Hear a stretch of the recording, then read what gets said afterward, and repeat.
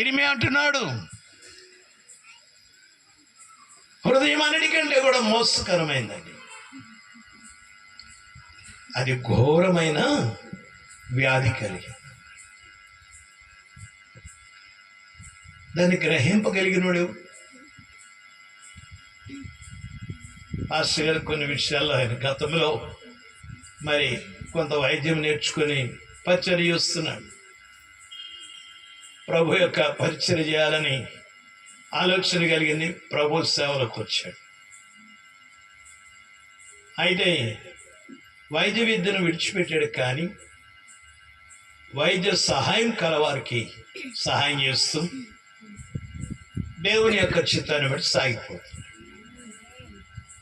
తనకున్న జ్ఞానాన్ని బట్టి, తెలివిని బట్టి, వివేకముని బట్టి, దేవుడిచ్చిన కృప ద్వారా పరిచర్య జరిగినప్పుడు ఒక మంచి సాక్ష్యం విన్నాం. సంతోషం. అయితే పలానా రోగానికి పలానా మందని తెలుసుకోగలిగారు. కానీ ఇప్పుడు దేవుడు ఇర్మియా ద్వారా ఇక్కడ ప్రశ్నింపజేస్తున్న మాట 17:9 హృదయము అన్నిటికంటే మోసకరం. చూసారా?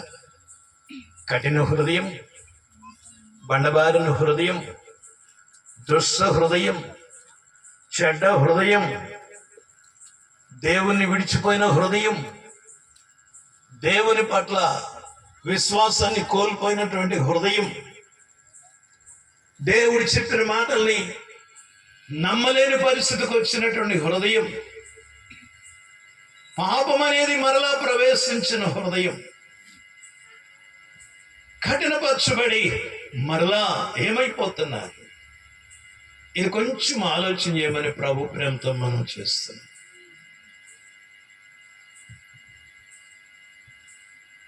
ఎందుకంటే స్కానింగ్లు, ఎంఆర్ఐలు, ఎక్స్రేలు కొంతవరకు పనిచేస్తే, రాత్రి హెబ్రీ 4:12 దేవుని వాక్యాన్ని గురించి చదువుకున్నాం. వాక్యము వెలుగు, వాక్యము దేవుడు, వాక్యమే సత్యమై ఉన్నది, ఆమేన్. వాక్యమే ప్రేమై ఉన్నది. ఈ వాక్కు సత్యమన్నది, నీతున్నది, న్యాయమన్నది. ఈ వాక్కు అయిన దేవుడు ఎంత గొప్ప శక్తి కలిగినాడో కొన్ని విషయాలు మనం అప్పుడప్పుడు ధ్యానం చేస్తూ ఉన్నాం. ఆయన ఇక్కడ హెబ్రీ గ్రంథకర్త ఏమని రాస్తున్నాడంటే, అది సజీవమైనది అన్నాడు. ఆమేన్. Praise the lord. జీవమే కాదు, సజీవమైనది. అంటే ఎల్లప్పుడూ కూడా ఆయన వాక్యము జీవము కలిగినదే తప్ప మరొకటి కానే కాదు. Praise the Lord. అందుకనే మరణించి తిరిగి లేచిన యేసుక్రీస్తు వారు తన శిష్యుల దగ్గర తాను కనపరుచుకున్న విధానం ఏంటనంటే, తన్ను తాను సజీవునిగా కనపరుచుకున్నాడు. అందుకే మనం సజీవుడయ్యున్న దేవుణ్ణి ఆరాధిస్తున్నాం.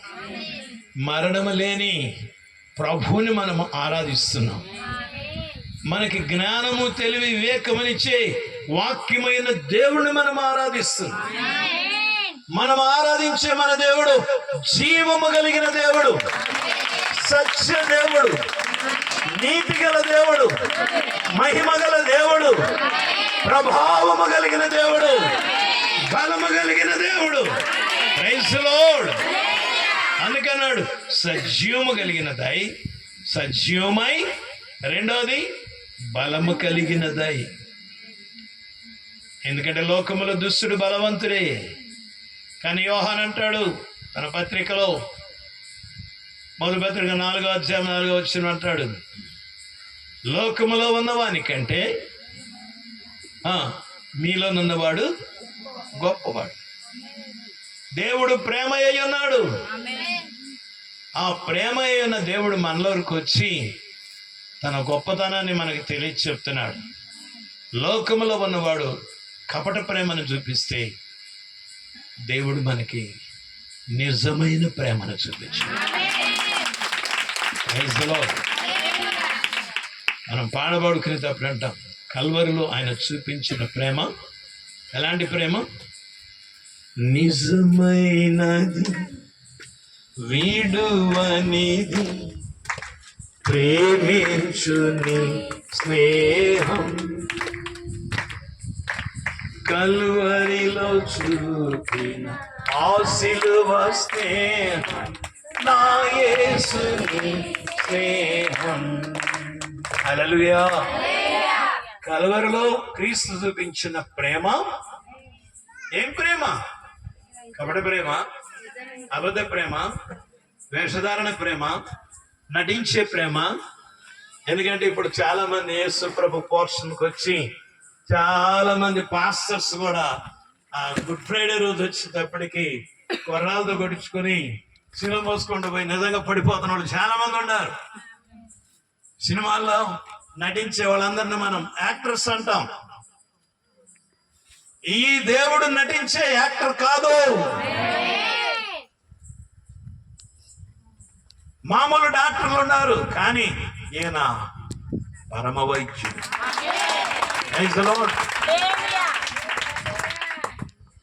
ఈ దేవుని ప్రత్యేకతను మనం అర్థం చేసుకోవాలి. దేవుని ప్రేమను మనం అర్థం చేసుకొని నడుచుకోవాలి. ఇక్కడ అంటున్నాడు దేవుణ్ణి విడిచిపెట్టి పోవునంటే దుస్సహృదయం అని. ఇక్కడ ఏమన్నాడు 4:12 వాక్యము ఎలాంటిదో చెప్తున్నాడు. సజీవమైనదై బలము కలిగినదై రెండంచులు గల ఎటువంటి ఖడ్గము కంటెను. మనకి చాలా విషయాలు తెలుసు. యేసు ప్రభు దగ్గరికి అపవాది వచ్చాడు. మత్తయి 4:1-10 మీ అందరికీ తెలుసు. 3 సంఘటనలు. 40 రోజులు ఫాస్టింగ్ లో ఉన్నాడు. శరీరం బాగా అలసిపోయింది, ఆకలి కొని ఉన్నాడు. ఆయన ఎప్పుడైతే ఆకలి కొని ఉండటం గ్రహించిందో సాతాను వచ్చాడు, రెచ్చగొడుతున్నాడు, నువ్వు దేవుని కుమారుడు అయితే అని. అక్కడేమో అవ్వ దగ్గర ఇది నిజమా అనే టైటిల్తో వచ్చేసింది. మోసం చేసి అవ్వనేమో తన కుయుక్తి చేత మోసపరిస్తే ఇప్పుడు యేసుక్రీస్తును మోసం చేయడానికి వచ్చింది. ఏం చేస్తుందంటే రెచ్చగొడుతుంది, నీవు దేవుని కుమారుడు అయితే ఈ రాళ్ళని ఏమన్నాడు? దానికి యేసు ప్రభు ఇచ్చిన జవాబు ఇదే. దేశకాండం 8:3 2-4 వచనాలు చెప్తాడు. ఇజ్రాయేలు ప్రజలు అభివృద్ధి పొంది విస్తరిస్తున్న దినాల్లో దేవుని యొక్క వాక్యాన్ని బట్టి చెప్తూ మోషే ఈ విషయాలన్నీ జ్ఞాపకం చేస్తూ, మనుషుడు రొట్టె వలన కాదు దేవుని నోట నుండి వచ్చు మాట. మాట అంటే వాక్యం.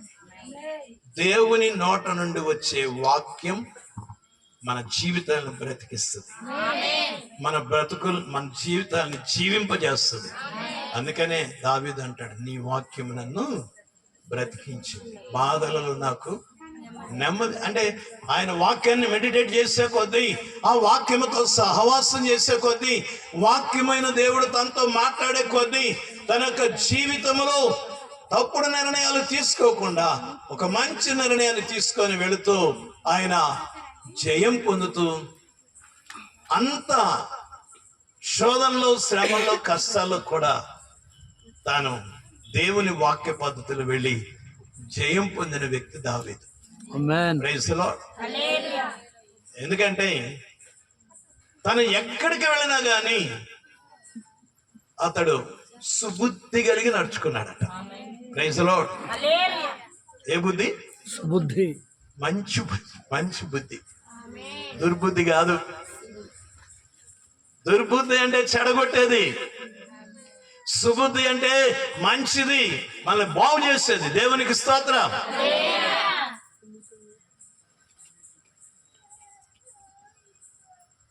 అయితే ఇక్కడ వాక్యములో మనం చూస్తున్నాం, మనుషుడు రొట్టె వలన కాదు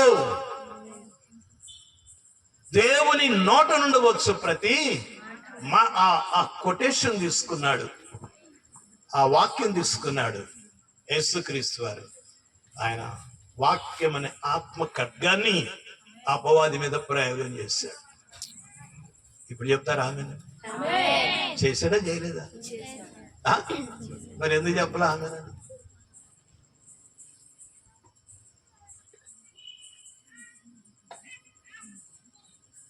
ప్రతి సమయమునందును ప్రార్థన విజ్ఞాపనముల చేత మీరు దేవుని వాక్యమనడి ఎఫ్సి పత్రిక 6వ అధ్యాయంలో మీ అందరికీ తెలుసు కదా, 16వ వచనంలోనే అక్కడ ఉంటుంది.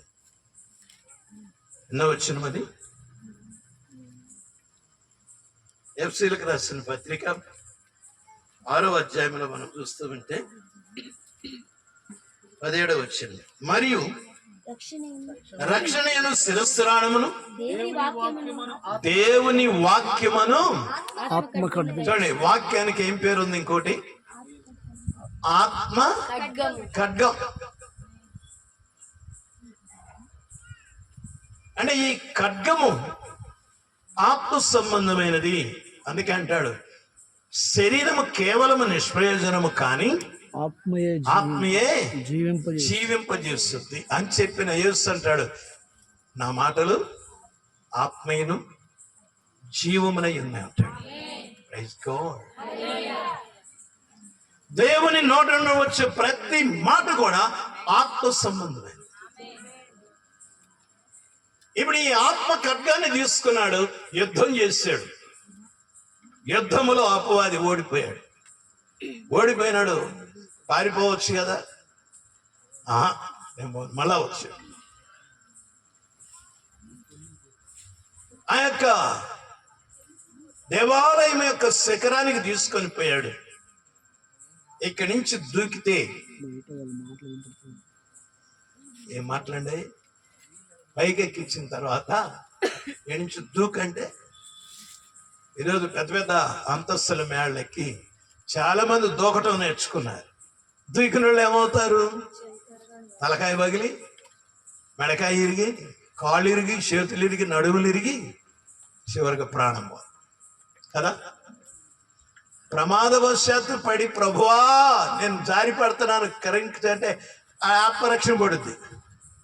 కావాలని దూకారనుకో సూసైడ్, వాళ్ళ ఆత్మకి తీర్పే, పరలోకానికి పోయే యోగ్యం ఉండదు. ఇప్పుడు చూడండి, శిఖరం మీదకి తెచ్చి దూకు అంటుంది. చూసారా? ఎందుకు ఈ మాటలంటే మోసకరమైనటువంటి ఈ హృదయం యొక్క జీవితం ఎలాంటిదంటే దేవుణ్ణే మోసగించాలని ప్రయత్నం చేసిన దుష్టుడు చాలా మందిని మోసగిస్తా ఉంటాడు. కాలువల దగ్గరికి వెళ్ళినాక దూకి చూడు, బావుల దగ్గరికి వెళ్ళినప్పుడు తొంగి చూడని, తర్వాత తొంగిన తర్వాత ఏమైంది? దూకు. మొన్న ఈ మధ్య ఒక అమ్మాయి ఎలకలు పేస్తూ యాపిల్ పండ్లు పెట్టుకుని తిన్నది. తినిన తర్వాత ఇక కక్కుంటా ఉంటే వాళ్ళకి అర్థమైపోయి హాస్పిటల్కి తెస్తూ ఫోన్ చేశారు, అన్నా ఈ అమ్మాయి ఎలకలు పేస్తున్నది, ప్రార్థన చేయాలి. అమ్మా ఎందుకని అలా చేసావు? దేవుడు నీకు 2 మంచి మగబిడ్డలను ఇచ్చాడు, నీకు ఒక మంచి భర్తనిచ్చాడే, ఎంత గొప్ప ఆశీర్వాదం కలిగిన నీ జీవితానికి ఎందుకు ఆ పని చేసావంటే, ఏమోనంటే పాస్టర్ గారు నాకు తెలియదు, అది చూపించి తిను తిను తిను అని చెప్తుందండి. తిను అని చెప్తూ ఉంటే యాపిల్ పండ్లో పెట్టుకొని తినదంట. బా ఎంతగానో వదిలిన డబ్బులు చాలా వరకు. అయితే ప్రార్థన చేయటం ద్వారా దేవుని అద్భుతం ఏంటంటే వాక్యంలో ఒక సత్యం, నమ్మి బాప్తిస్మం పొందిన వారు రక్షింపబడతారు. నమ్మిన వారిలో కొన్ని సూచక్రియలు ఏంటంటే మరణకరమైన విషయం లాంటిది ఏదైనా అది తిన్నా త్రాగిన ఏదైనా జరిగితే ఆ యొక్క యేసుక్రీస్తు నామాన్ని ఆరోపిస్తే, ఆయన పరిశుద్ధ రక్తాన్ని మనము ఆరోపిస్తే, యేసు రక్తము ప్రతి పాపము నుండి విడిపించడమే కాదు, ప్రతి విధమైన విషయాన్ని కూడా విడిచివేస్తుంది. దేవునికి స్తోత్రం. అయితే నమ్మే హృదయం మనకి, నమ్మకం మనకి ఉండాలి. Praise the lord. ఎందుకంటే నమ్మిన వారి పట్ల అద్భుతాలు చేశాడు, నమ్మని వారు ఉన్న కాడ ఏ అద్భుతము చేయలేదు. ఎందుకు చేయలేదు అంటే అవిశ్వాసుల మధ్య యేసు ప్రభు గొప్ప కార్యం చేసి నేను ఒక గొప్పవాడిని అని అనిపించుకోవాల్సినంత ఆవశ్యకత ఆయనకి లేదు. Because he's God. ఆమేన్. ఆయన దేవుడై ఉన్నాడు. నేను దేవుడిని, ఇది తెలీదా? కావాలంటే నేను అది చేస్తా, ఇది చేస్తా, చూడండి అనేటువంటి తెలివి తక్కువ అయిన దేవుడు మన దేవుడు కాడు. కొంతమంది ప్రగల్భాలు పలుకుతూ ఉంటారు. అందుకే ప్రగల్భుల యొక్క ప్రవచన మాటలన్నిటిని కూడా వ్యర్థపరిచే దేవుడు మన దేవుడు. దేవునికి స్తోత్రం. ప్రభు సన్నిధికి వస్తున్న మన జీవితంలో మన హృదయాన్ని కొంచెం జాగ్రత్త చేసుకోవాలి. ఎందుకంటే వాగ్దానమును పొందుకొని పోతున్నటువంటి వీరు దేవుణ్ణి విడిచిపెట్టిన దుస్త హృదయములకు వెళ్ళిపోయారు. ఇనిమే దగ్గరకు వస్తే హృదయము అన్నిటికంటే కూడా మోసకరమైనది అని గ్రహించగలిగిన వాడు ఎవరంటే ఎవరున్నారు? అందుకే మార్కు 7:21 యేసు ప్రభు దాని లిస్ట్ ఇచ్చాడు, వ్యాధుల లిస్ట్ ఇచ్చాడు. చాలా మందికి తెలియదు, అది చదువుకోరు. ఏంటనండి మా వాడికి ఫలానా, ఆయనకి ఫలానా, ఆమెకు ఫలానా అంటారు. కానీ అవి ఎందుకు వస్తున్నాయి, ఎలా వస్తున్నాయి, ఎందుకు వచ్చి మానవుడి జీవితాన్ని పతనం చేస్తున్నాయి, ఇవి నేర్చుకోవట్లేదు, అర్థం చేసుకోవట్లేదు. మనం అనుకుంటాం ఏదో తినే అపవిత్రమైపోయామని, కానీ ప్రభు అంటున్నాడు మనుషుడు తినే విషయంలో, తన కడుపులోకి పోయేదాని విషయంలో మనుషునంట అపవిత్రపరిచేది ఏది లేదు. కానీ ఈ కడుపు లోపలికి పోయేదానికి బదులుగా కడుపు లోపల నుంచి బయటకు వచ్చేది. రాత్రి ఏం చెప్పుకున్నాం? సామెతలు 4:23 జీవదారులు బయలుదేరే నీ హృదయం అన్నిటికంటే కూడా ప్రత్యేకమైనది కాబట్టి నీవు నీ హృదయాన్ని ఏం చేసుకోమన్నది? భద్రముగా కాపాడు. భద్రంగా కాపాడు. ఎంతమంది కాపాడుకుంటున్నారు? గుండెకి దేవుడు ఎంత ప్రొటెక్షన్ ఇచ్చాడండి. పక్కన పక్కటెముకలు చుట్టూ అంత కూడా నువ్వు పడినా నీ గుండెకి ఏం కాకుండా ఉంటాను. అటు పడుకున్నా ఇటు పడుకున్నా ఎంత ప్రొటెక్షన్ అండి. దేవునికి స్తోత్రం. మామూలుగా శరీర సంబంధంగా గుండె అంటాం, ఆత్మ సంబంధంగా హృదయం అంటాం. ఈ హృదయాన్ని గురించిన విషయంలో ఎంతమంది జాగ్రత్త చేసుకుంటారు? నీ కడుపులో నుండి జీవ జలమ యొక్క నదులు ఏం కావాలన్నాడు యేసుక్రీస్తు వారు. యోహాను 7:30 రాత్రి చెప్పుకున్నాం. ఎవడైనను దప్పిక కొని నా యొద్దకు రావాలను, నా యందు విశ్వాసం ఉంచువాడు ఎవడో వాని కడుపులో నుండి జీవ జల నదులు. యోహాను సువార్త 7:37 ఏముంది? నా యందు విశ్వాసముంచి వాడెవడో లేఖనము చెప్పినట్లు వాని కడుపులో నుండి జీవజల నదులు అందరి దేవుని స్తోత్రం చెప్తాం. కడుపులో నుంచి ఏం కావాలి? మరి ఇక్కడ యేసు ప్రభువు ఏం చెప్తున్నాడు? కడుపులోకి పోయేది ఏది నిన్ను అపవిత్రపరచదు, కానీ కడుపు లోపల నుంచి బయటకు వచ్చేదే నిన్నేం చేస్తుందంట? అపవిత్ర. మరలా దీనికి ఇంకొక విషయాన్ని కూడా జ్ఞాపకం చేసి, మనుషుని యొక్క హృదయము లోపల నుంచి, ప్రైజ్ ది లార్డ్, మార్కు 7:21 మనుషుని యొక్క హృదయము లోపల నుంచి ఏమొచ్చేస్తున్నాయి? దురాలోచనలను. ఏంటంట? దురాలోచన. ఎప్పుడైనా మనం దీని గురించి ఆలోచన చేసామా? పౌలు యొక్క ప్రత్యేకత ఏంటంటే దేవుని వద్దకు రాక మునుపు సంఘాన్ని పాడు చేసేవాడు. అంటే స్త్రీలను చంపటం, గర్భిణీ స్త్రీలను బయట తీసుకొచ్చి అవమానపరచడం, యేసునామంలో ప్రార్థన చేస్తే చంపటం. ఇప్పుడు ప్రస్తుతానికి కొన్ని పార్టీల వాళ్ళు పాస్టర్లను కొట్టడం, హింసించటం, చంపటం, గుళ్ళు పడగొట్టడం, ఇక ఏదో చేస్తూ ఉన్నారు. అప్పట్లో ఉన్న స్పిరిట్ ఇప్పుడు కూడా పనిచేస్తూనే ఉంది. యేసు ప్రభు రెండవ రాకడ దాకా, అపవాదిని బంధించేదాకా ఇట్లాంటి పనులన్నీ జరుగుతూనే ఉంటాయి. అందుకే అంతము వరకు సహించిన వాడు ఎవడో వాడే రక్షింపడతాడు. Praise the lord. వీటన్నిటినీ సహించుకొని జయించేవాళ్ళు కావాలి. దురాలోచన, చెడ్డ ఆలోచన. కానీ రక్షణ పొందిన తర్వాత, క్రీస్తుని ఎరిగిన తర్వాత పౌలు అంటాడు, నాకు అనేకమైన ఆలోచనలు వస్తున్నప్పుడు ప్రతి ఆలోచనను నేను చెరపట్టి క్రీస్తునికి అప్పగించి, ప్రభువా ఈ ఆలోచన నాకెందుకు వచ్చిందో, ఇది నీ చిత్తానుసారమైందా కాదా, నీ చిత్తానుసారమైందైతే దీన్ని జరిగించు, అది కాని పక్షంలో దాన్ని ఆపివేయి ప్రభువా అని దేవుని సన్నిధిలో ప్రార్థన చేశాడు. దేవునికి స్తోత్రం. ప్రతి ఆలోచనను చెరపట్టిన వాడు పౌలు. రక్షణ పొందిన తర్వాత ఈ సత్యం మనకు అర్థం కావాలి. యేసు ప్రభువు అన్నాడు, దురాలోచనలు లోపల నుంచి వచ్చేస్తున్నాయి. ఈ చెడ్డ ఆలోచనలు వచ్చి అనేకుల జీవితాలను, కుటుంబాలను, సంసారాలను, సంఘాలను, మనుషుల్ని, ప్రభుత్వాల్ని, అనేకమైనటువంటి వాటిని పడగొట్టేస్తాం.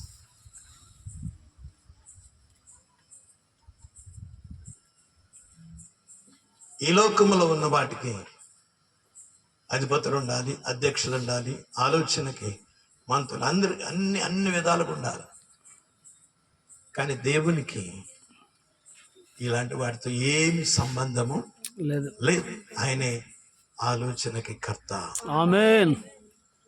ఆయనకి ఇంకొక బలం అంటూ ఏదైనా తెచ్చుకోవాల్సిన అవసరం లేదు. ఆయనే బలవంతుడైన దేవుడు. Praise the Lord. ఆయన ఏ కార్యము చేసినా గానీ ఆశ్చర్యకరంగానే ఉంటుంది. Praise the Lord. ఆయన యొక్క గొప్పతనం ఏంటంటే మనుషుల్ని సమాధానపరిచే గుణం ఆయనకుంది. Praise the lord. రెచ్చగొట్టి జగడాలు పుట్టించే మనస్తత్వం దేవునిది కాదు. అందుకే మనకు వచ్చే ఆలోచన అది దైవ సంబంధమైందా కాదా తెలుసుకోవాలి. ఇక్కడ దురాలోచనలు వచ్చి మనిషిని పతనం చేస్తుంది. ఈరోజు ఎంతమంది జీవితాలండి, వివాహం అప్పుడు నిబంధన చేసి పెళ్లి చేసుకుంటాడు, తేడా వచ్చిందంటే కొట్టి చంపేస్తున్నాడు. ఈరోజు ఒక వ్యక్తి తన భార్యని చంపేశాడు. ఈరోజు ఏంటంటే రోజు ఈ మధ్యకాలం ఏ వార్తలు, ఒకడేమో యాసిడ్కి వస్తాడు, ఒక ఆమెమో వేరే పీరియడ్తో పెట్టుకొని సొంత భర్తను చంపేస్తుంది. ఏంటండి అని ఎక్కువైపోయింది. ఎందుకు ఇలాంటివి ఎక్కువైపోతున్నాయంటే మంచిగా జరిగే కాపురాల్లో చిచ్చు పెట్టడానికి అపవాది ఎంటర్ అవుతున్నాడు. అందుకే ఈ హృదయంలోకి వచ్చే దురాలోచనలు ఎవడు గ్రహిస్తాడు?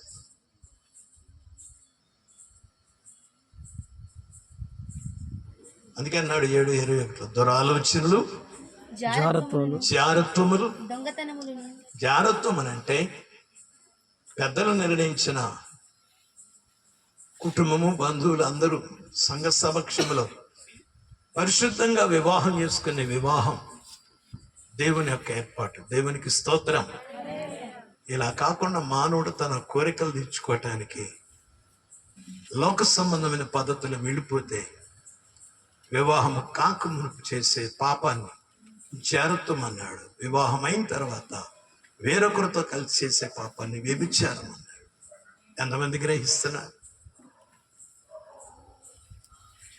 నేను పెళ్లి చేసుకుంటే అతన్నే చేసుకుంటా, పెళ్లి చేసుకుంటే ఆమెనే చేసుకుంటా, లేకపోతే నేను చచ్చిపోతా. నిబంధన చేసిన తర్వాత నాకు ఈయన కంటే ఆయన బాగున్నాడు, ఆమె కంటే ఆమె బాగుంది. జారత్వం. వ్యభిచారం ఎక్కువైపోయింది. ఇవన్నీ కూడా హృదయం లోపల నుంచి వస్తాయి. ఈ వాక్యం ఎన్నోసార్లు మనం చెప్పుకున్నాం. అయితే నిన్నే మనం చెప్పుకున్నాం, హృదయాల్లో రకాలు. దేవుణ్ణి ఎరిగిన తర్వాత దేవుణ్ణి విడిచిపెట్టిన కఠినమైన హృదయం ఉంది. ఈరోజు ఎంతమంది జీవితాలు దేవుని దగ్గరకు వచ్చి కూడా మేలులు పొందుకొని వెళ్ళిపోతున్నారు లోకంలోకి, కఠినపరుచుకుంటున్నారు. హలో బ్రదర్, మీరు బాప్తిస్ట్ కూడా తీసుకున్నారు ఏంటి మీరు ఎట్లా అంటారు? సత్తనపల్లిలో ఒక అమ్మాయి వచ్చింది, ఎంత చక్కని ప్రార్థన చేస్తుందో. ఆ అమ్మాయి 7వ తరగతి చదివేటప్పుడు వాళ్ళ ఇంట్లో ప్రార్థనకి వెళ్ళాను. వాళ్ళ అమ్మతో చెప్పింది, నాకు ఒక దర్శనం వచ్చిందమ్మా, మన ఇంట్లో స్థలం ఇచ్చి మందిరం కట్టినట్టు శ్రావణంకల్ పిలిచి ఇక్కడ ప్రార్థన పెట్టచ్చు. ఆ తర్వాత పెళ్లి చేసుకుంది, 2 కుమారులు పుట్టారు. బాప్తిస్తం తీసుకుంది. అందరికడికి ముందొచ్చి కూర్చొని ప్రార్థన చేస్తుంది. కొద్ది కాలం, ఎంత కొన్ని నెలలే, సంవత్సరాలు కూడా, ఆ అమ్మాయి నుదుటి మీద పెద్ద బొట్టు కూడా పెట్టుకొని జుట్టు విరబూసుకొని వేరే టెంపుల్కి వెళ్ళిపోవటం మొదలుపెట్టి ప్రార్థనకు వచ్చి బ్రదరు తన భార్య చేత ప్రశ్నింపజేశాడు. నువ్వు బాప్తిస్తం తీసుకొని మళ్ళీ ఏం తిట్టబోతున్నావు అని అంటే, మరి ఏం చేస్తావు అంటే, వెళ్తా. ఎవరేం చేస్తారు? వాళ్ళ మామయ్యను బట్టి కొద్ది కాలానికి, కొద్ది రోజులకి వాళ్ళ మామయ్య చచ్చిపోయాడు. మన మామయ్య చచ్చిపోయాడు, మళ్ళీ ప్రార్థనకు రావచ్చు కదండి. నో, కఠినపరచబడిన తర్వాత దేవుని సన్నిధిని విడిచిపెట్టేశారు. పెద్ద కొడుకుని పెంచి పెద్ద చేస్తా ఉంది. చిన్న విషయంలో వాడు వెళ్ళిపోయి సూసైడ్ చేసుకున్నాడు. ఇంట్లోనే ఉండారు వాళ్ళంతా, చచ్చిపోయాడు. ఎందుకు ఇలా జరిగింది? నాకు దర్శనం ఉంది, మందిరం కట్టినట్టు అంకుల్ని పెట్టి ఇక్కడ ప్రేరణ. ఇంత ఇది కలిగిన వ్యక్తి నువ్వు ఎందుకు అలాగైపోయావు? దేవునికి ఇచ్చిన గర్భఫలాలు, జ్యేష్ఠపుత్రుని నువ్వు దేవునికి వచ్చుగా. సాతాను వచ్చి మింగేసింది. పోనీ నీ ప్రవర్తన మన దేవునికి ఇష్టంగా ఇప్పుడు నావా? వాళ్ళమ్మ పొలం పనికి వెళ్తే ఆ పొలం పనిలో లిక్కీతో ఇలా కలుపు మొక్కలు పీకటానికి ఆ రాళ్ళని చిన్నగా అలా అలా అంటా ఉంటే ఒక రాయి, చిన్న రాయి లెగ్స్ వచ్చి కంటి గుడ్డు మీద, ఆ రెటీనా మీద తగిలి కన్నుపే. అప్పుడు ఆమె ప్రార్థనకు వచ్చింది. మాస్టర్ గారండి, నా కంటికి ఇలా దెబ్బ తగిలింది, ప్రార్థన చేయండి. నేను కూడా కనవస్త దేవుని నమ్ముకుంటాను. అయితే ప్రార్థన చేద్దామని చెప్తూ క్రమంగా వాక్యం చెప్తా ఉన్నా.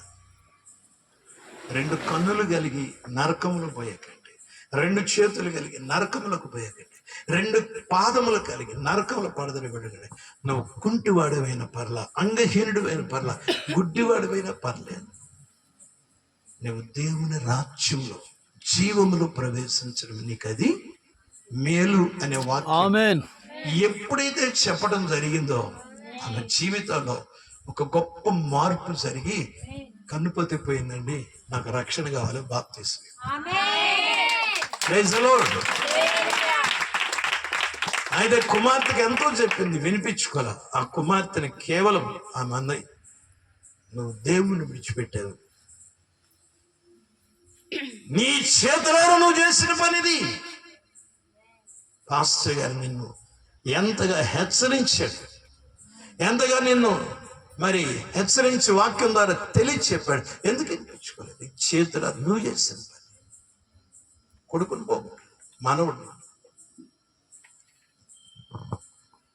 దేవుని సన్నిధికి వచ్చిన మన జీవితాల్లో దేవుని ఆశీర్వాదాలు మనం పోగొట్టుకోకుండా జాగ్రత్త చేసుకోవాలి.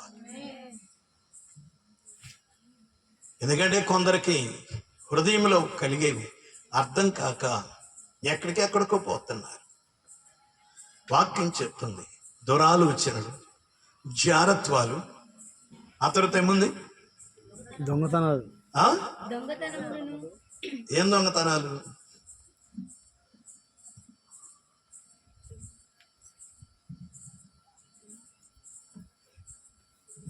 అననీయ సఫీరాలు దేవుణ్ణి నమ్మారా, నమ్మలేదా? అపోస్తల కార్యం 5వ అధ్యాయం 1వ వచనంలో ఒక కుటుంబం ఉంది, భార్య భర్తలు. వారిద్దరూ చక్కగా ప్రభు నమ్ముకొని ప్రార్థనకి వెళ్తూ ఉంటే వారి ప్రదేశంలో ఉన్న బర్నబా అనే ఒక వ్యక్తి తనకున్న ఆస్తిని అమ్మి దేవునికి ఇవ్వటానికి అపోస్తల పాదాల దగ్గర పెట్టాడు. అందరూ చెప్పుకుంటున్నారు బర్నబా ఎంత గొప్ప పని చేశాడు. అపోస్తలు చాలా దీనస్థితిలో ఉంటే వారి పరిచర్య కోసం తనకున్న సమస్తాన్ని స్థిర ఆస్తులు ఎక్కడెక్కడ అమ్మేసి మొత్తం దేవునికి ఇచ్చేసాడు. ఆ మాట వీళ్ళ హృదయంలో పడిన తర్వాత వీళ్ళకి లోపల ఏం జరిగిందంటే, మనం కూడా దేవునికి ఇద్దాం అనే ఆలోచన కంటే కూడా అతనే నా ఇచ్చేది, ఆ మాత్రం మనం కూడా ఇవ్వలేమా? 2 మాటలు నేను చెప్తాను, గుర్తుపెట్టుకోండి. బర్నబా అనే అతను ఇట్లా దేవునికి ఇచ్చాడట, మనం కూడా దేవునికి ఇస్తే బాగుంటుంది కదా అనే దానికన్నా అతను ఇచ్చేది ఆ మాత్రం మనం కూడా ఇవ్వలేమా? ఎంత తేడా ఉందో ఆ ఆలోచనకి ఈ ఆలోచనకి. ఇద్దరు ఏకమై ఏం చేశారు? పొలమును అమ్మారు. అమ్మిన తర్వాత ఏం జరిగింది? డబ్బు చేతిలో పడ్డది. Praise Lord. మీరు గమనించుకోండి, చేతుల్లో మనకు డబ్బు లేనప్పుడు చాలా ప్రశాంతంగా జీవించేవాళ్ళం.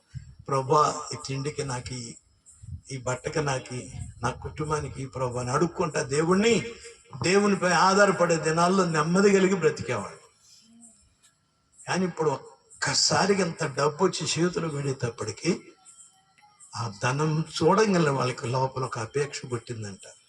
అందుకన్నాడు ధనాపేక్ష సమస్త కీడులకి మూలం. ధనం మీద మనం ఆ ధనాన్ని అవసరాలకి వినియోగించుకోవచ్చు, తప్పులేదు. కానీ ఆ ధనము మీద ఏముండకూడదు? వ్యామోహం.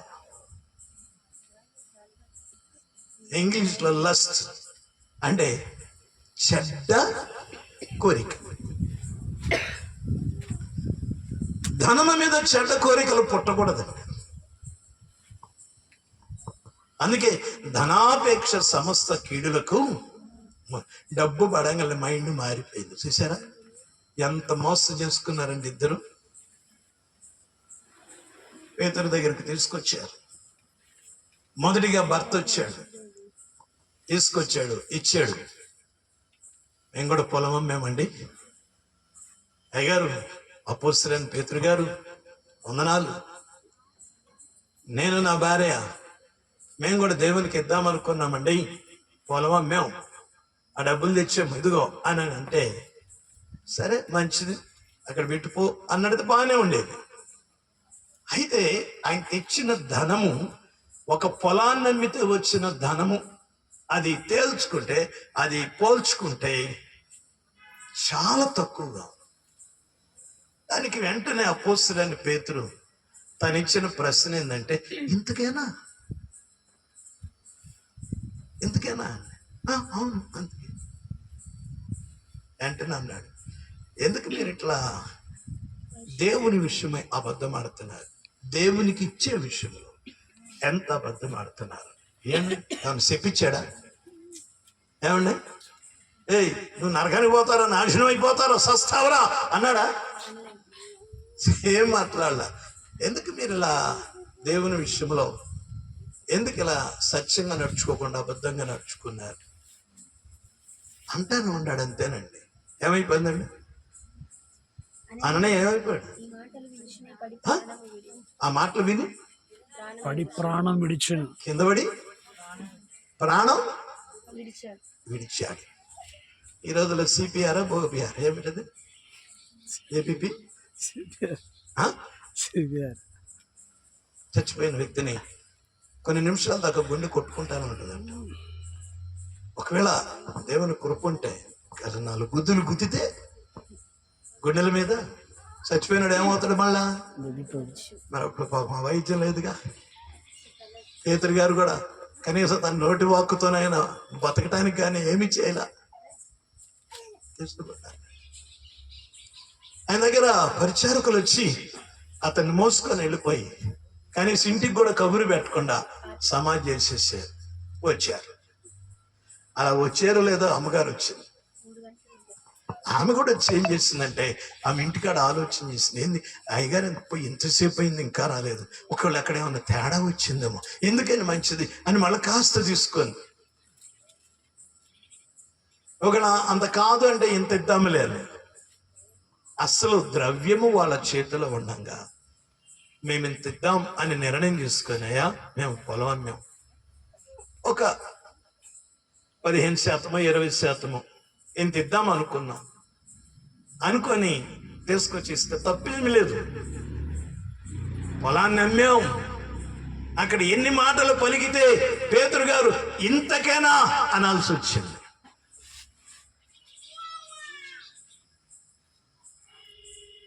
ఇప్పుడు ఏమి కూడా వచ్చింది, ఏమి కూడా అదే మాట పలికింది. అవును అందుకే అమ్మాము, ఆ మాత్రం అయినా మేము దేవునికి ఇద్దాం అనుకున్నాం కదా, అంత మాత్రాన ఇంతకమ్మాము ఎలా ఏదో మొత్తానికి మాటలు చెప్పగలే. ఆయనకి అంతా ఒకటే మాట అన్నాడు, పరిశుద్ధాత్ముడిని మోసపరచడానికి ఎందుకు ఇలా మీరు మీ హృదయాల్లో వాడు వచ్చి ఏం చేస్తాడు ఎంతెందుకు దేవునికి ఇవ్వటం, ఇది ఇచ్చినా కానీ ఆయన తీసుకుంటాడు పేతురు గారు. అంటే ఇప్పుడు రోజులు ఎట్లుంటుంది అని అంటే ఎంత ఇచ్చినా కానీ పాస్టర్ గారే తినేది, పాస్టర్ గారే తీసుకునేది. మనం పాస్టర్ గారికి ఇవ్వట్లేదండి. మొట్టమొదటిగా మన జీవితంలో మనం తెలుసుకోవాల్సింది ఏంటంటే, ఏదైనా మనం ఇక్కడ తీసుకొచ్చి సమర్పిస్తున్నామంటే అది దేవునికి. దేవునికైనా మనం ఇచ్చిన తర్వాత అది మంది కాదు. అయితే దేవుని బిడ్డలు దాని విషయమై చూసుకుంటారు. ఆ గృహ నిర్వాహకత్వంలో లెక్కలు దేవుడు అడుగుతాడు. దేవునికి స్తోత్రం, దేవునికి చెప్పుకోవాలి. ఇది క్రమం. కానీ వాళ్ళ మైండ్ సెట్ మారిపోయింది. అపవాది వచ్చి వాళ్ళని అబద్ధమాడేటట్లు ప్రేరేపించింది. పరిశుద్ధాత్మని మోసమైంది. అంటే వాళ్ళు ఎంత గొప్పగా దేవుని ఆత్మను కూడా వాళ్ళు ఏం చేశారండి, ఎక్కిరించారు. 3 ఏళ్ళు మత్తయి సువార్తలు మనం చూస్తుంటాం. బాప్తిసం ఇచ్చే యోహాను దగ్గరికి 2 గుంపులు వచ్చారు. ఒకరు పరిసయ్యులు, ఒకరు సద్దూకయ్యులు. ఒకళ్ళేమో మేము పరిశుద్ధులు, తక్కిన వాళ్ళందరూ పాపులు.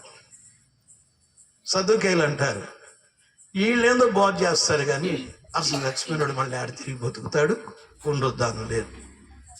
వీళ్ళేందో దేవదూతలు అంట, దేవదూత ఎక్కడుంది అసలు అంటే మళ్ళీ అంటే దెయ్యం అంట, ఎక్కడుంది దెయ్యం? ఈ బోధలన్నీ కరెక్ట్ కాదు. మరి ఏం బోధ చేస్తారు వాళ్ళు? ఈ 2 గుంపులు వచ్చి నిలబడి అందరితో పాటు వాళ్ళు కూడా నిలబడి చూస్తున్నారు. అప్పుడు యోహాను ఒక మాట ఉపయోగించాడు. ఏమన్నాడు? ఏ సంతానం? అందరు చెప్పారా? ఎందుకు ఆ మాట అన్నాడు వాళ్ళని?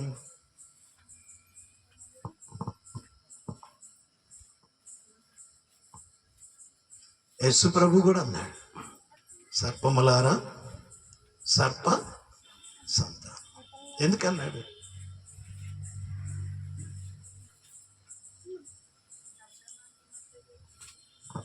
ఒకటి గుర్తు పెట్టుకోండి. యేసుక్రీస్తు చెప్పిన బోధలో మనుష్య కుమారునికి విరోధముగా మాట్లాడు ప్రతి వానికి పాప క్షమాపణ ఉంది. 12:31-32 వచనాలు మత్తయిలో. అయితే మనుష్య కుమారునికి విరోధముగా మాట్లాడిన వానికి పాప క్షమాపణ కలదు, కానీ పరిశుద్ధాత్మకి విరోధము విరోధముగా మాట్లాడు మాటలాడువానికి. ఈ యుగమందైనను చూడండి, అననయ్య సప్పిరా చేసిన పని పరిశుద్ధాత్ముడిని మీరు ఎందుకు మోసం చేయాలని చూశారు. అపవాది మిమ్మల్ని ప్రేరేపించినప్పుడు మీరు ఎందుకు ఇలా హృదయంలో వానికి చోటిచ్చారు? దేవుని ఆత్మని ఎందుకు మీరు ధిక్కరించారు?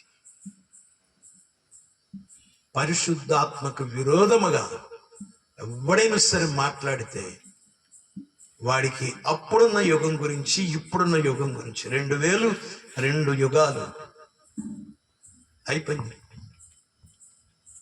ఈ యుగమందైనను రాబో యుగము రాబో యుగమందైనను పాపక్షమ మనకి ఏం లేదండి. పాపక్షమాపణ నీకు పాప క్షమాపణ లేకపోతే పరలోక రాజ్య ప్రవేశము లేదు. పరలోక రాజ్య ప్రవేశము లేదు అంటే తీర్పు తీర్చబడి అగ్నిగుండములో పడతావు. రెండు ఆప్షన్స్ అంటా ఉంటారుగా, అది కాని ఇది కాని. దేవుడు మనకిచ్చిన కృప, నువ్వు ఎంత ఘోర పాపి అయినా సరే దేవుని యందు విశ్వాసం ఉంచితే, విశ్వాసము ద్వారా నువ్వు దేవునికి ఇష్టరాలు అయితే, దేవునికి స్తోత్రం. విశ్వాసము ద్వారా నువ్వు దేవుని యొక్క రాజ్యములోకి ప్రవేశిస్తావు. ఆమేన్. నువ్వు విశ్వాసము కనుక లేకపోతే నువ్వు దేవునికి ఇష్టరాలు కావు. గుర్తుపెట్టుకోండి, ఈరోజు మనం రక్షింపడ్డామని అనుకుంటాం. కొన్ని విషయాలు తొందరపాటు చేరలు మనం ఏం చేస్తామంటే, దైవజనుడు ఎవరైనా సరే యూట్యూబ్లో రాని, ఏ ఊర్లో సేవ చేయని, ఏ పట్టణం కానీ, జిల్లా రాష్ట్ర దేశములు కానీ విదేశములు కానీ, ఏ దైవజనుడు వాక్యం చెప్తున్నా వినండి, గౌరవించండి. But don't criticise. విమర్శ మాత్రం చేయబాకండి. ఎందుకంటే ఒక్కవేళ దేవుని ఆత్మచేత ఆ దైవజనుడు వాక్యం చెప్తుంటే దాన్ని మనం విమర్శించితే పరిశుద్ధాత్మని ఏం చేసినట్టు? ఆయనకు విరోధంగా మనం సైతాను చేసే మోసాలని. అందుకే హృదయం మోసకరమైనది, అది ఘోరమైన. దాన్ని ఎవడు గ్రహిస్తాడు? ఒకనొక సందర్భంలో దేవుని దగ్గర దేవుడు ఇచ్చిన మాట ఏందో చెప్పమంటారు? అందరికి కళ్ళుండి చూస్తున్నారంట, కానీ దేవుడు అంటే నా సేవకుడికి మాత్రం కళ్ళు గుడ్డు. నా సేవకుడు తప్ప ఎవడు గుడ్డు వాడు? అందుకని మనం చాలా జాగ్రత్తగా ఉండాలా. దేవుని సన్నిధికి వస్తున్నాం, కృతజ్ఞత స్తుతి ఆరాధన పండగలు ఏటేటో జరుగుతున్నాయి. మనం ఆత్మీయంగా పెరగాలి, ఎదగాలి, అనేకుల్ని దేవుని సన్నిధికి నడిపించాలి. కనీసం మన కుటుంబాలనైనా మనం రక్షించుకోవాలి. Praise the lord. ఎందుకంటే మనం ఎంతగా మనం దేవుని సన్నిధికి వస్తామో, ఎంతగా మనం దేవుని స్తుతించడం నేర్చుకుంటామో, ఎంతగా మనం దేవునిలో లీనమై ఆరాధిస్తామో అది మన జీవితాన్ని అభివృద్ధి పరుస్తుంది. అయితే ఇక్కడ వాక్యం ఏం చెప్తుందంటే, హృదయం మోసకరమై కొందరు తెలియకుండా పరిశుద్ధాత్మని దూషిస్తున్నారు.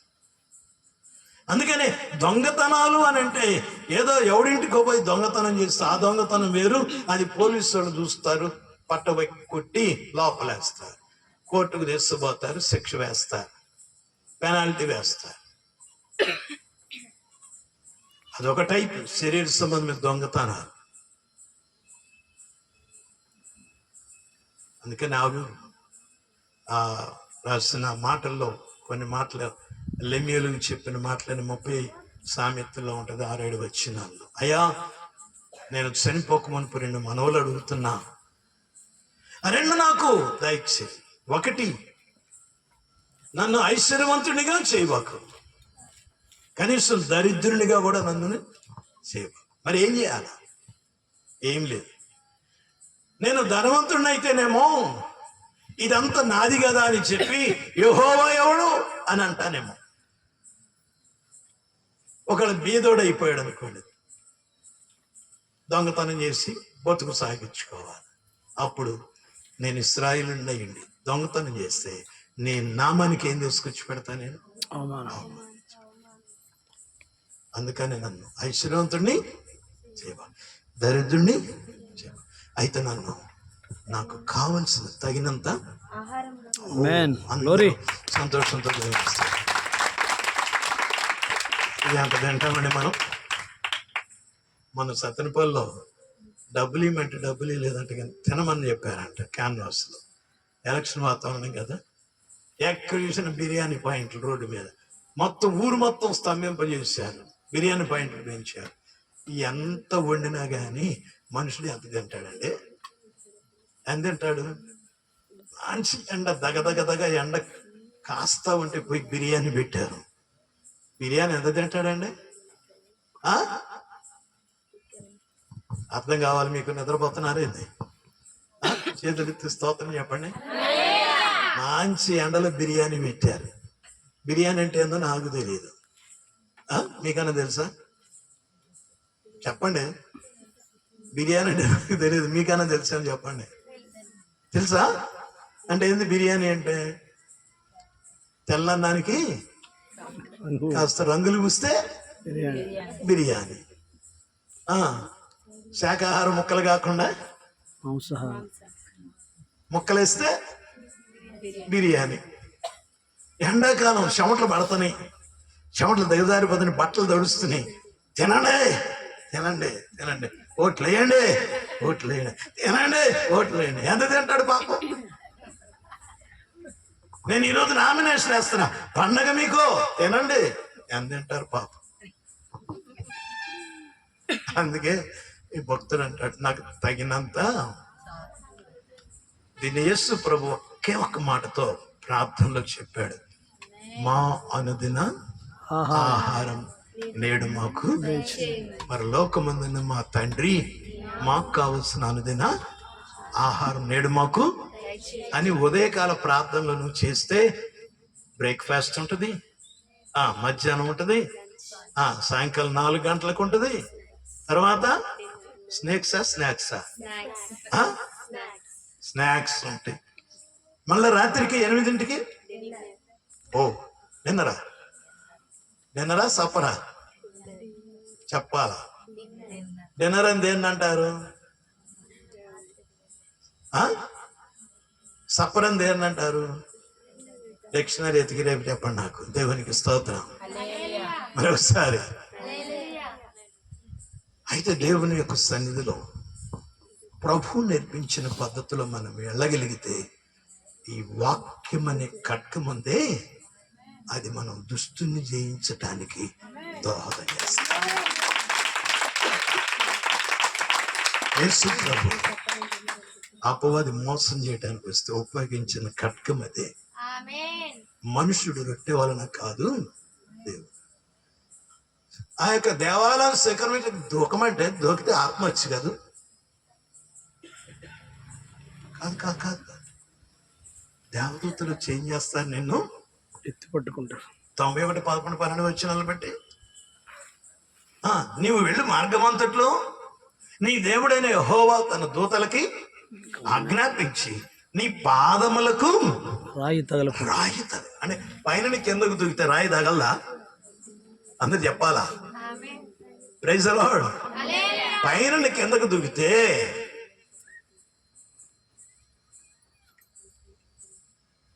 పాదాలకి దెబ్బలు తగలవా? ఇదేం చేసింది తెలివి? నన్ను వాక్యంతో దెబ్బ కొట్టావు కాబట్టి నిన్ను కూడా నేను వాక్యంతోనే ఎందుకంటే దేవుని వాక్యం దానికి కూడా బాగా,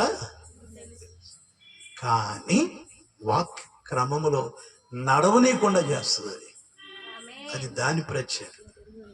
కానీ వాక్య క్రమములో నడిపించేది పరిశుద్ధాత్మని యొక్క ప్రత్యేకత. ఆమేన్. Praise the lord. ఎందుకంటే ఈ దేవుని వాక్యం అంత శక్తి కలిగింది. ఆ తర్వాత వచ్చి మోసగించటానికి ఈ రాజ్యముల మహిమంత నాది అంటే ఆదామవ్వల దగ్గర నుంచి తస్కరించింది. నువ్వు నాకు మొక్కి అంటే నా కాళ్ళకు నువ్వు నమస్కారం చేస్తే, నువ్వు నన్ను వర్షిప్ చేస్తే నీకు కావలసిన ఈ వరల్డ్ మొత్తం ఇస్తా. అంటే సాతానుని ఆరాధిస్తే ప్రపంచమంతా ఇస్తుందట. ఎంత మోసం అండి సాతాను. లేఖనములు ఏం రాబడింది, నీ దేవుడైన ప్రభువుని నువ్వు శోధించకూడదని చదవలేదా? ఓ! ఆ మాటకి ఇక అక్కడి నుంచి వెళ్ళిపోయి కొంతకాలం దాకా ఆయన జోలికి రాలా. సో ఇక్కడ మనం చూస్తున్నాం హెబ్రీ 4:12 దేవుని వాక్యం సజీవము కలిగింది, ఆమేన్. బలము కలిగినది, ఆమేన్. 2 అంచుల ఎటువంటి ఖడ్గము కంటే వాడి అయినది. ఆమేన్. దేవుని వాక్యం ఎలాంటిదండి? ఒకానొక సందర్భంలో ఇర్మియా ద్వారా దేవుడు మాట్లాడిన మాట మీ అందరూ తెలుసు. 23 అధ్యాయం 28-29 వచనాలు మీరు ఒకసారి జ్ఞాపకం చేసుకుంటే దేవుడు అంటున్నాడు, ఇక్కడ యోహాను అంటాడు, బాప్తిస్మం ఇచ్చే యోహాను, ఆయన చేతిలో ఉంది. ఆమేన్. ఆ చేటను తీసుకుని ఏం చేస్తాడు ఆయన? ఇస్తాడు. చెరుగుతూ ఉన్నప్పుడు తూర్పారు పట్టడం అంటారు. ధాన్యం కొట్టిన తర్వాత ధాన్యాన్ని చెత్తను ఏం చేస్తుంటారు?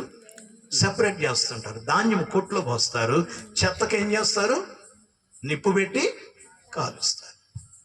ఇప్పుడు అన్నాడు ధాన్యముతో చెత్తకి ఏమి సంబంధం? వాట్ ఈస్ అంటే ఆ సంబంధం ఏంటి అని అంటున్నాడు.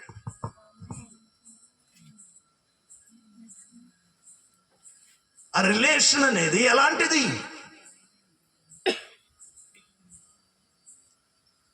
ధాన్యమే, చెత్తే. ఆమేన్. ఒకటేమో తినటానికి పనికొచ్చింది, ఒకటేమో కాల్చబడటానికి పనికొస్తుంది.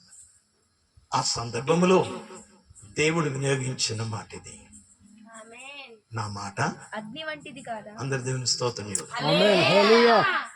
పునరుద్ధానుడైన యేసుక్రీస్తు వారి అమ్మాయి మార్గంలోకి వెళ్తూ ఉంటే ఆ యొక్క ఇద్దరు మనుషుల మధ్య మాట్లాడుతున్నంత సేపు వాళ్ళ హృదయము వాళ్ళలో ఏమైపోయిందంట?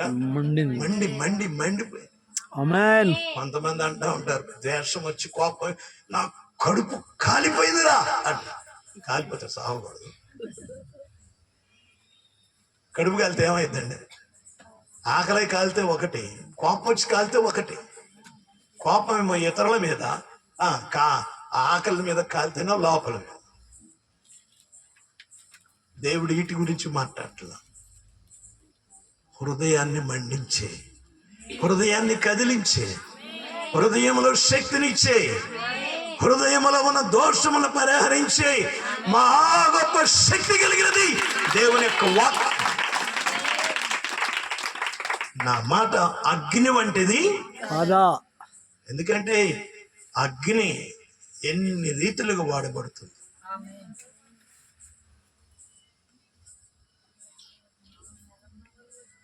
అగ్ని శుద్ధికి పనిచేస్తుంది, అగ్ని తగలబెట్టి నాశనం చేయడానికి పనికొస్తుంది. పరిశుద్ధాత్మ అగ్ని మనల్ని మండించినప్పుడు దేవుని వాక్యం చేత మండించబడతాం. Praise the lord. Reinhard Bonnke గొప్ప దైవసేవకుడు. ఆమేన్. నేను యాక్చువల్గా విన్నాను కాబట్టి చెప్తున్నా. హైదరాబాద్ వచ్చినప్పుడు నేను వెళ్ళా. ఈయన పరిస్థితి ఏంటో చూద్దాం. అంత గొప్ప దైవజనుడు విదేశాల నుంచి వచ్చి వాక్యం చెప్తుంటే నిజముగా ఆ హృదయం ఏమైపోయింది. ఆయన మాట్లాడి ప్రతి మాట మండిస్తానే ఉన్నాను. దేవునికి స్తోత్రం కదా. నేను రుచి చూశాను కాబట్టి నాకున్న అనుభవాన్ని బట్టి మాట్లాడుతున్నాను. Praise the Lord. ఆయన దేవుని వాక్యాన్ని తీసుకొని బోధిస్తూ ఉంటే లోపల మండిపోతూ ఉంది. ఆమేన్. దేవుని వాక్యాన్ని ధ్యానించేటప్పుడు మన హృదయాలు కూడా మండాలి. Praise the lord.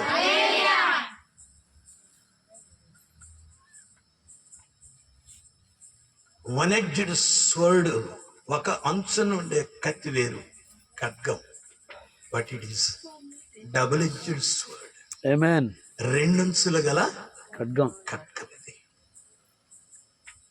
అంటాడు నా మాట బండను బద్దలు చేసి బద్దలు చేయి చూడండి, సిద్ధమంటిది ఇజ్రాయేల్ హృదయాలు ఏమైందండి?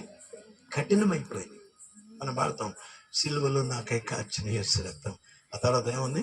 శిలనైన నన్ను మార్చి. శిల అంటే ఏంది? శిల అంటే రాయ్. రాయి, గట్టిది, జీవము లేదు. అలాంటి రాతి గుండె కలిగిన మానవ హృదయాన్ని బాగు చేసిన దేవుడు మెత్తని మాంసపు హృదయముగా మార్చి, ఈయన ఎంత గొప్ప దేవుడు అంటే బండలంటి హృదయాలను బద్దలు కొట్టే దేవుడు. 100 కొబ్బరికాయలు కొడితే పరలోకానికి పోతావని ఎక్కడ చెప్పాల దేవుడు? 1116 ఇస్తే పరలోకానికి పోతావని ఎక్కడ చెప్పాల దేవుడు? మనుషులు ఇలా కల్పించుకున్నారు. నేను గనక పాస్ అయితే 101 కొబ్బరికాయలు చెల్లించుకుంటాను. కొబ్బరికాయలు కొట్టి కొట్టి కొట్టి కొట్టి ఎన్ని కొబ్బరికాయలు కొట్టి 2 ఒక్కలైతే మాత్రం ప్లీజ్ లా హల్లెలూయా. ఏమన్నా కొబ్బరికాయలు పగల కొడితే పరలోకానికి పోయేది ఉందా? దేవుడు అంటున్నాడు,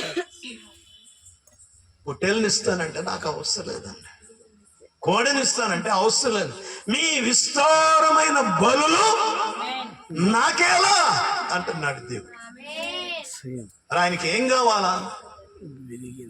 పగలగొట్టిన కొబ్బరికాయలు కాదు ఆయనకు కావాల్సింది. ఆమేన్. కొబ్బరికాయలు చెట్టుకు కాస్తాయి, అవి కూరగాయలు ఎలా వండుకొని తింటామో మనం ఆహార పదార్థాల్లో ఆ కాయలు వినియోగించుకుంటాం. దేవునికి స్తోత్రం. ఎండాకాలం వచ్చింది, 2 రకాలు అండి. ఒకటి కొబ్బరి ఇచ్చేది, ఒకటి నీళ్లు ఇచ్చేది. నీళ్ళు ఇచ్చేది తాగుతాం, కొబ్బరి ఇచ్చేది ఇంట్లో మసాలాకి వాడుకుంటాం. అంతేనా? Praise Lord. ఏమన్నా మీకు తెలియదు అమ్మ వాళ్ళందరికీ? ఏందండి అట్ట అన్నారు, స్త్రీలను పట్టుకొని అట్ట అన్నారు అంటారా? స్త్రీలకు మీకు తెలియదా? ఈ రోజుల్లో ఇంట్లో పురుషులే కానీ పని చేస్తుంది, స్త్రీలను దర్జా కూర్చుంటున్నారు. అందరూ అలా కాదు. దేవునికి స్తోత్రం చెబుదాం. మనుషులు వేటికి అలవాటు పడ్డారో చూస్తున్నాం. ఎంత మోసం అంటే ఈ హృదయాల్ని సాతాను మోసం చేసి ఇన్ని కొబ్బరికాయలు కొడితే నీకు ఇలా జరుగుద్ది అని వాక్యం చెప్తుంది. విరిగిన హృదయం, ఆమేన్. నలిగిన మనస్సు దేవునికి ఇష్టమైన బలి. దేవుని గట్టిగా స్తోత్రం చెప్తాం. Praise the Lord. అంతేగాని మరొకటి కాదు. అందుకన్నాడు, నా మాట అగ్ని వంటిది, నా మాట బండను బండ లాంటి హృదయాల్ని. అందుకే 2 అంచులు గల ఖడ్గము కంటే కూడా వాడి ఈ వాడి అయిన ఖడ్గం ఇది. Praise the Lord. ప్రాణమును మూలుగని ఇది విభజించినంత మట్టుకు దూరటమే కాదు, అది చేసే గొప్ప పని. ఏ హృదయము దుస్హృదయంగా మారుతుందో, ఏ హృదయం చెడ్డ హృదయముగా మారుతుందో, ఏ హృదయం కఠినమైన హృదయంగా మారుతుందో, ఏ హృదయం మోసకరమైన హృదయంగా ఉందో, మానవుడు గ్రహింపలేని ఈ హృదయ వైఖరిని దేవుని వాక్యం ప్రకటింప చేయబడితే అట్టి దేవుని వాక్యం పరిశోధించే వాక్యం ఆమేన్. నీ హృదయం యొక్క ఆలోచన యొక్క తలంపులను సైతం ఏం చేస్తుంది? పరిశోధించింది. అదే హెబ్రీ 4:12. దేవునికి స్తోత్రం. ఎన్నున్నాయండి? దురాలోచన, జారత్వాలు, దొంగతనాలు, వ్యభిచారాలు, విగ్రహారాధన, కాముకత్వం, రకరకాలైన చెడ్డ కార్యాలు, అహంకారం, అహంభావం, అహం, ఈరోజు ఇగో, వివేకు, ప్రౌడ్నెస్, గర్వం, ఈ 2 మనుషుల్లో పనిచేస్తుంది. ఈ ఎవరు గ్రహిస్తున్నారు? మనుషులు పైకి బాగానే ఉన్నారు, కొంతమంది వాళ్ళని అబ్జర్వ్ చేస్తున్నారు. చేత అబ్బాయిలు మనిషి పైకి బాగానే ఉన్నాడు, కానీ లోపల బాగానే ఉంది. అహం ఇంకా పోల చావల, చింత చచ్చింది కానీ ఆ? అంటే మనిషి బాప్తీసం తీసుకున్నాడు కానీ ఇంకా ఆ పాత గుణాలు పోలా. అవి పోతేనే మనం పరలోకానికి వెళ్తాం. Praise the Lord. అందుకనే క్రొత్తగా పైనుండి జన్మించే జన్మను గురించి మాట్లాడాడు. పేతురు 1:23 కూడా ఉంటాడు, చెప్తాడు. ముగించేస్తాను, రేపు కొన్ని విషయాలు మనం చెప్పుకుందాం. 10:30 అయిపోయింది. వాక్యం ఏం చెప్తుంది మనకంటే, మీరు క్షయబీజం నుండి కాక అక్షయ బీజ్ దేవుని వాక్యం అనే అక్షయ బీజ్. అక్షయ బీజం. చూడండి, విత్తనం భూమిలో వేస్తే కుళ్ళిపోయేది ఉంది, విత్తనం భూమిలో వేస్తే చచ్చిపోయి బతికేది ఉంది, ఆమేన్. ఒకటి క్షయమైపోయేది ఉంది. కానీ దేవుని వాక్యం అక్షయమైనది. ఆమేన్. ఈ దేవుని వాక్యం మూలముగా అనగా నీటి మూలముగా మీరు జన్మించబడ్డారు. క్రొత్తగా పైనుండి జన్మించిన జన్మ. అందుకే నూతన జన్మానుభవం కలిగిన వారే దేవునికి ఇష్టలు. క్రీస్తు నందుంటే వాళ్ళు నూతన సృష్టి. పాతవి ఏమైపోతాయి, నటించాం. సమస్తము న్యూ బ్రాండ్ అన్నమాట. బాప్తిజం తీసుకుంటే బాప్తిజం తీసుకున్నట్టుగా ఉంటుంది. బట్ ఎవరి లైఫ్ నిజంగా వాళ్ళ యొక్క బిహేవియర్ మాని దేవుని యొక్క చిత్తాన్ని గ్రహించే స్థితిలోకి వచ్చి వారు తమ జీవితాన్ని ఇక పాపపు హృదయం చేత నడిపించబడక క్రీస్తు ఇచ్చిన వాక్యానుసారమైన హృదయం కలిగి ఆయన ఇచ్చిన ఆత్మ సహాయాన్ని పొందుకొని అంతము వరకు నడుచుకుంటారే వారు దేవునికి ఇష్టలు. అలాగా దేవునికి ఇష్టమైన జీవితాన్ని మనమందరం కూడా జీవిస్తూ దేవుని వాక్య పద్ధతిలో నడుచుకుందాం. ఈ రాత్రికాల వాక్యాన్ని బట్టి మనలో కఠినమైన హృదయం ఉండటానికి చెప్పాలా, దీన్ని వివరించడానికి ఇంకా చాలా విషయాలు, కానీ కొద్ది సమయం. తర్వాత దుష్ట హృదయం, దేవుని వాక్యానికి విరోధంగా నడిచే హృదయం, మోసకరమైన హృదయం. ఈ మనకి ఎక్కడ అర్థం కావు, కానీ ఈ దేవుని వాక్యం ప్రకటించే కొద్దీ, వాక్యాన్ని చదివే కొద్దీ, ధ్యానించే కొద్దీ ఈ వాక్యముల నుంచి దేవుడు మనతో మాట్లాడినప్పుడు మనము దేవుని విషయాల్ని గ్రహించుకోగలుగుతాం. అటు దేవుని రాజ్య మర్మాల్ని గ్రహించే కృప, జ్ఞానం, ఆశీర్వాదం దేవుడు మనకందరికీ అనుగ్రహించును గాక.